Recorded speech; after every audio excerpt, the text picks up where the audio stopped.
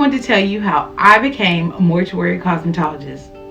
Now, my story about how I got into the industry is quite personal. But before this, I have never done makeup professionally. It just so happens that my first professional makeup service was on my mother for her funeral. I was never interested in makeup. I was just more interested in the hair. And not to say that I wouldn't wear makeup, but it was far from my mind. Honestly, I've never felt comfortable doing makeup for a client outside of family. But for my mother, it was different. See, my mother had a 5-year battle with pancreatic cancer. I watched her skin change over the course of years, and with that change, I watched her makeup skills flourish. Now, as most of us know, when a person deals with chemo or radiation, the chemicals alter the patient's skin complexion. In my mother's case, her skin darkened significantly. And at first it brought her down, but she noticed such a dramatic change in her appearance.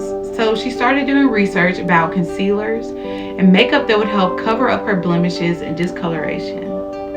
And over the years, I watched my mother apply her makeup every day. She got so good at it that no one even knew that she was sick unless she told them.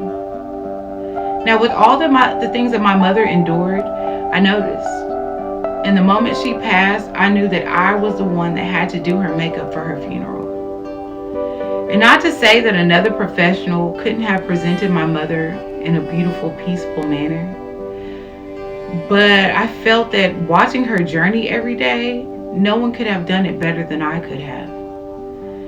Now, a longtime friend who worked for a funeral home assisted me with the arrangements for her funeral, and he also happens to be the reason why I'm a mortuary cosmetologist today. So I gave him a call and I asked him would I be able to do my mother's makeup for her funeral. Now, I didn't know what to expect. I didn't even know what I was asking for. I just knew that her makeup had to be done by me. So the day came for me to go to the funeral home to prepare my mother for her final viewing. And to be quite honest with you, I didn't know what to expect. I had mixed feelings. I was still grieving, but I was also numb to the fact that my mother was gone. But I also knew that I had a job to do. And doing her makeup, it wasn't just for the both of us. It was also for her family and friends.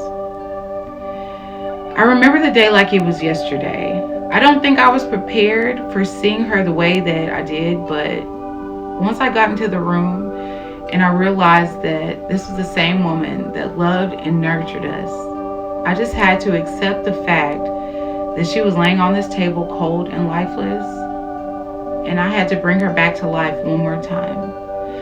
So as I began, I remembered her morning makeup routine, how she would use the orange color corrector as a base to mask the dark blemishes from the chemo, followed by her matte cream foundation, and finish off with powder and maybe a little bronzer and maybe some blush. So the day came for her funeral, and all I could hear was how peaceful she looked, how she looked like she was asleep. And only if they knew that I was the person that did her makeup for her funeral.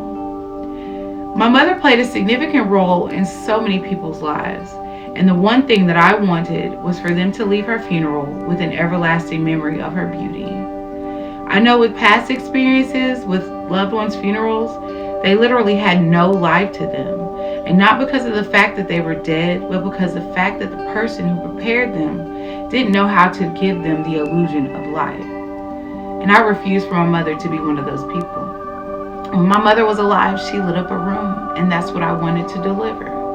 So long story short, after my mother's burial, I received a phone call from my friend, and he called and asked me would I be interested in doing makeup in a funeral home.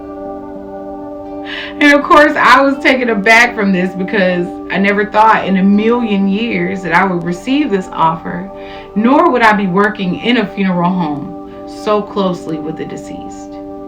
But now, after being in the industry for 3 years, I wouldn't change it for the world. I have learned how not to fear death, but I've learned how to embrace it. And I feel like with each and every service I provide, I'm helping families through a difficult time in their lives. And it's become my honor to serve them. Well, that's all I have from my story today. Hopefully, I changed some perspectives when it comes to doing your loved one's final look for their funeral. If you've ever been interested in mortuary cosmetics, I just want to thank you for taking the time for watching my video about how I became a mortuary cosmetologist. And if you're interested in becoming one, don't forget to subscribe to my channel. And also, don't forget to click the notification bell so you can be notified whenever I post a new video. Thanks again, guys. Bye.